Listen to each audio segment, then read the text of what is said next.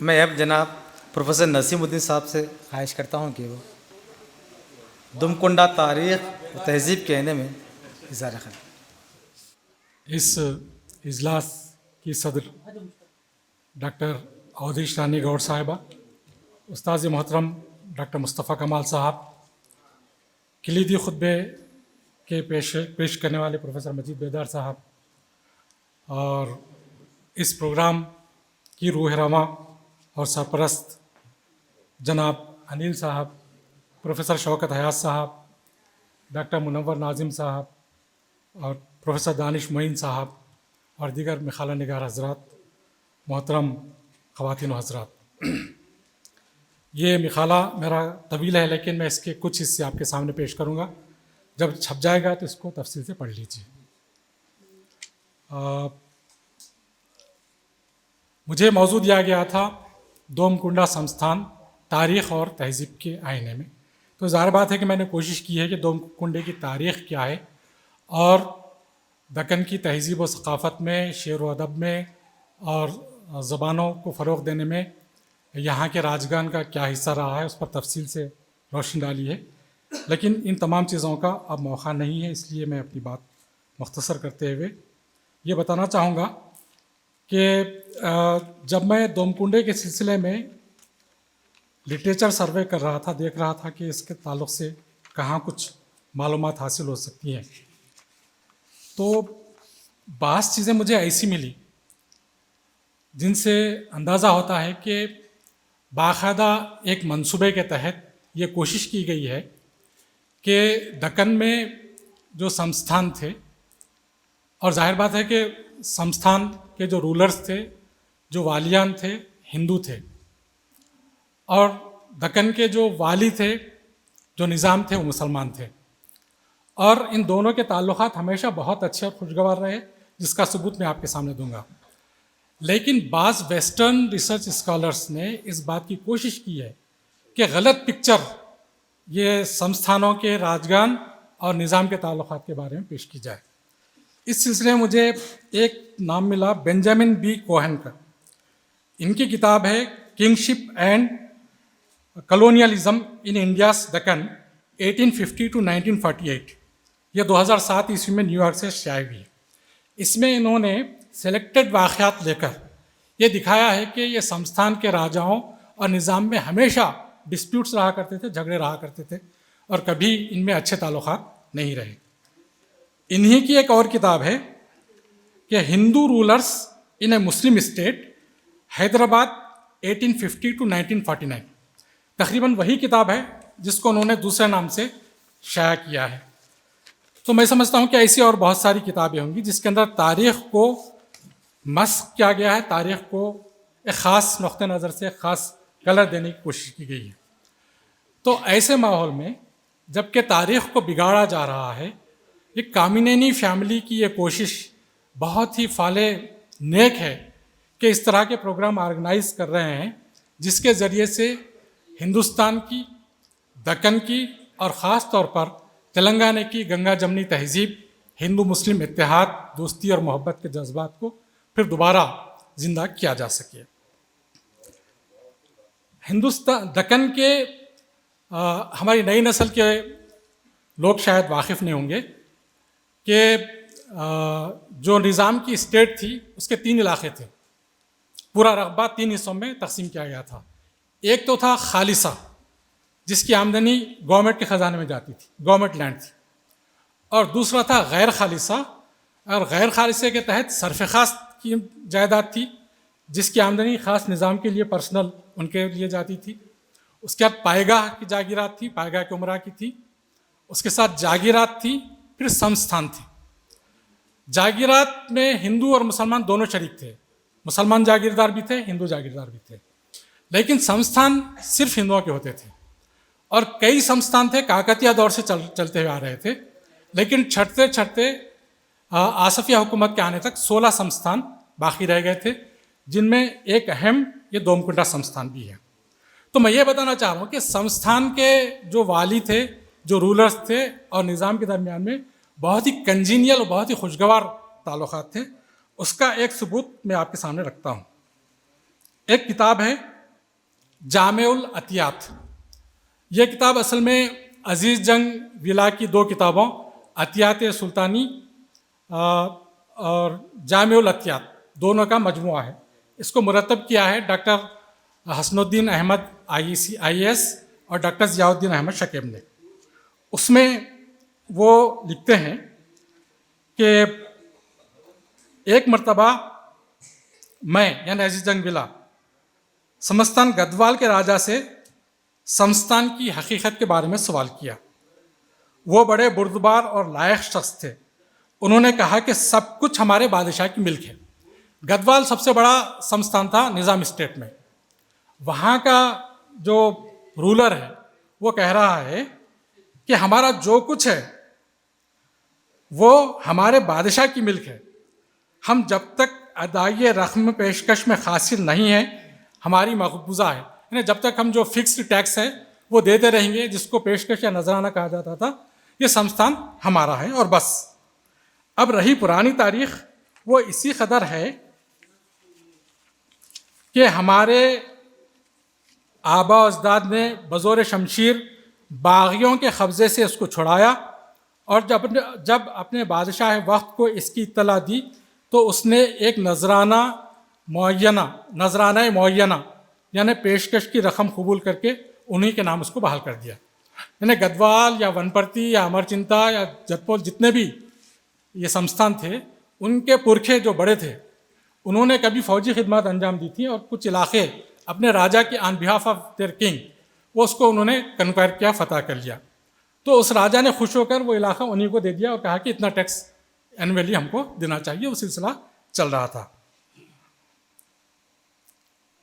लेकिन हमारी नमक परवरदगी हमको इसकी इजाज़त नहीं देती कि हम अपने अजदाद के उन नुमाया खिदमात को तफाखुर के तौर पर अपने मालिक के रूबरू पेश करें। कितनी शराफत की बात कि गदवाल के राजा कह रहे हैं कि हमारी शराफत इस बात की इजाज़त नहीं देती कि अपने बाप दादा के कारनामों को आज के बादशाह के सामने पेश करके फ़ख्र करें उस पर। तो ताल्लुकात देखिए, ये दिली जो जज्बात हैं बादशाह के तय संस्थान के राजाओं की, वो बताना चाह रहा हूँ कि ये असल तस्वीर है कि यहाँ पर हमेशा ताल्लुकात संस्थानों के और बादशाह के साथ बहुत अच्छे रहे।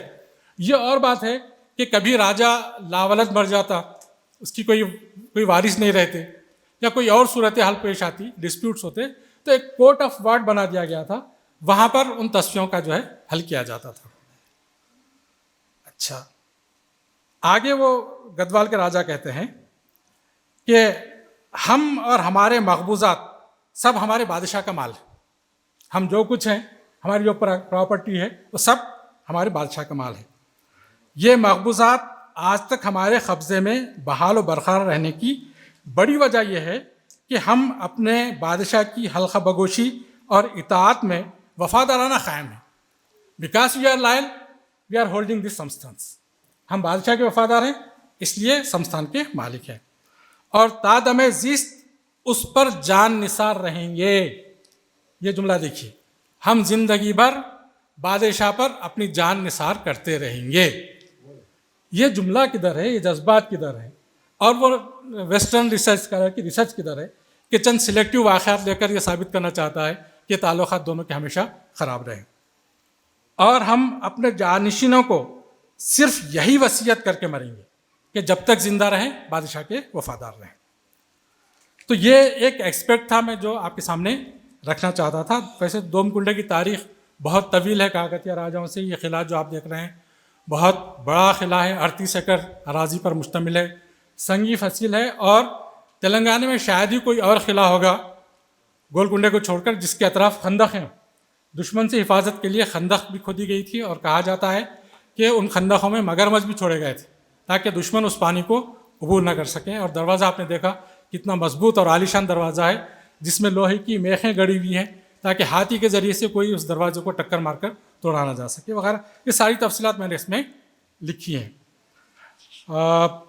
अब मैं राजा राजेश्वर और असगर के बारे में दो एक बातें कहना चाहूँगा कि राजा राजेश्वर और असगर मल्टीलिंगुअल थे और लेक्सिकोग्राफर थे, बहुत माहिर लिसान थे वो और कई ज़बानों पर उनको अबूर हासिल था। तेलुगु तो मादरी ज़बान थी, तेलुगु के अलावा संस्कृत, फारसी, उर्दू, अरबी, अंग्रेज़ी वगैरह सब जानते थे वो। अभी मजिद बेदार साहब ने कहा कि स्थान कामन है, असल में यह है कि उर्दू संस्कृत ही की बेटी है। संस्कृत ही से निकलती हुई उर्दू की सूरत पहुंची, तो जाहिर बात है कि उर्दू में संस्कृत के अल्फाज आएंगे ही। और फारसी और संस्कृत सिस्टर्स हैं, तो इसलिए स्थान फारसी में हो या स्थान संस्कृत में हो, दोनों एक ही सोर्स से निकले हैं। मैं यहाँ पर यह अर्ज करना चाहता हूँ कि देखिए, राजेश्वरराव असगर साहब ने कई लुगात लिखी, कई लुगात, मेरे पास उनकी फहरिस्त है। नहीं, बहुत सारी लुगात हैं। एक लुगात की तो 26 जिल्दें हैं। अरबी लुगत लिखी उन्होंने, जदीद फारसी लुगत लिखी जिसमें अरबी अल्फाज इस्तेमाल नहीं होते, और बहुत सारी 4 ज़बानों की लुगत। और मैं आपको ये बता दूं कि आज से 30 साल पहले जबकि मैं स्टूडेंट था, चौक में खिलवत के सामने जो पुरानी किताबों का व्यापारी बैठता है, उसके पास राजा राजेश्वरराव असगर की डिक्शनरी आई थी। उस ज़माने में उसने उसकी कीमत बताई थी 100 रुपये, और मैं स्टूडेंट था, 100 रुपये मेरे लिए बहुत ज़्यादा थे, मैं ख़रीद नहीं सका, जिसका मुझे आज अफसोस। तो साहब, ये एक फ़ारसी का मशहूर लुगत है फ़रंग आनंद राज, और बहुत कम लोग इसके बारे में जानते हैं। अगर पूछा जाए तो ये कहेंगे कि भाई आनंद राज साहब ने ये लुगत लिखी होगी, या आनंद राज कोई कायस थे होंगे, उन्होंने फ़ारसी की लुगत लिखी। लेकिन असल में फ़रंग आनंद राज के जो मुसन्निफ़ हैं, मुरत्तिब हैं, वो मुंशी मोहम्मद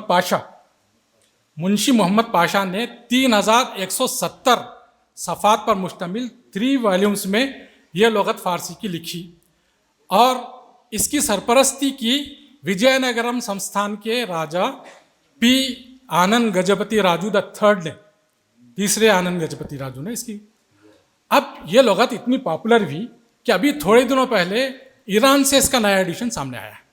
ऑथेंटिक डिक्शनरी है ये पर्शियन की, फ़रंग आनंद राज।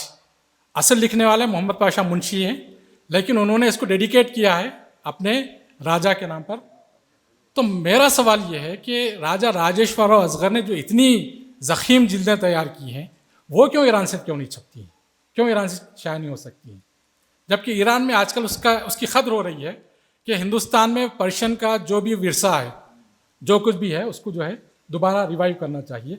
तो मेरे ख्याल में ईरान कल्चरल हाउस इस सिलसिले में बहुत अच्छा इस ताउन कर सकता है कि राजा राजेश्वरराव असगर की जो भी तसानीफ़ हैं पर्शियन से मुताल्लिक़, वो उनके ज़रिए से जो है दोबारा उनकी प्रिंटिंग का काम हो सकता है। ये जो सेमिनार है, ये जो तकारीब का सिलसिला है, मैंने कहा कि आज के दौर में मैं समझता हूँ कि democracy is the best method of government, सबसे बेस्ट है, इसमें दो राय हो ही नहीं सकती। लेकिन जो बादशाही निज़ाम था, जो बादशाह का सिस्टम था किंगशिप, उसमें बहुत सी खराबियाँ थी, लेकिन चंद अच्छाइयाँ भी थी। वो अच्छाइयाँ आज के डेमोक्रेसी में नहीं है, और उनमें से एक ये है कि हिंदू मुस्लिम इत्तेहाद, सेक्युलरिज्म, ये इतना ज़्यादा था उस ज़माने में कि आज हम तसव्वुर नहीं कर सकते, समझ में नहीं आता कि सेक्युलरिज्म कैसे गायब हो गया हमारे अंदर से। साहब, श्री कृष्ण देवराया, इतना बड़ा हिंदू राजा, उसके पास मुसलमान फौजियों की एक बटालियन थी पूरी, उसके पर्सनल बॉडीगार्ड्स मुस्लिम फौजियों की एक बटालियन, और उसके ख़ास महल के सामने उनके बैरक्स। और कृष्ण देवराया ने उन फौजियों की नमाज के लिए ख़ास मस्जिद तामीर करवाई थी। और उस बादशाह ने कभी ये नहीं कहा कि आप 4 बजे अज़ान देते हो मेरी नींद खराब होती, कभी नहीं कहा उसने। तो ये सेकुलरिज्म था, बादशाहों के पास ये सेकुलरिज्म था। और मैं आपको मिसाल देता हूँ, राजा मक्खन लाल खिरत एक बड़े स्कॉलर थे पर्शियन उर्दू के, मद्रास में राजा मक्खन लाल खिरत, नवाब ऑफ वालाजा अरकाट के नवाब ने जामे मस्जिद बनाई अरकाट में, ट्रिप्लिकेट में अभी भी मस्जिद है, बहुत आलीशान मस्जिद है, बहुत बड़ी। उस मस्जिद का क्रोनोग्राम जो है, ख़त तारीख़, ये हिंदू राजा मक्खन लाल खिरत ने लिखा, जो आज भी जहाँ पे इमाम ठहर का खुतबा देता है वहाँ पर लगा हुआ है। तो मुसलमान उलमा ने कभी ये नहीं कहा कि ये हिंदू पोएट का जो है क्रोनोग्राम क्यों लगा रहे हैं मस्जिद के अंदर लाकर। इतनी, हाँ, सदा आमद के जिक्र अल्लाह अकबर, उन्होंने ये कहा। तो ये इतना कुशादा दिली, इतना दिल बड़ा था लोगों का, इतनी वुसअत थी कि कभी ये सोचा नहीं जाता था इन टर्म्स ऑफ रिलीजन, अदब में और कल्चर में, कि ये हिंदू है, ये मुसलमान है।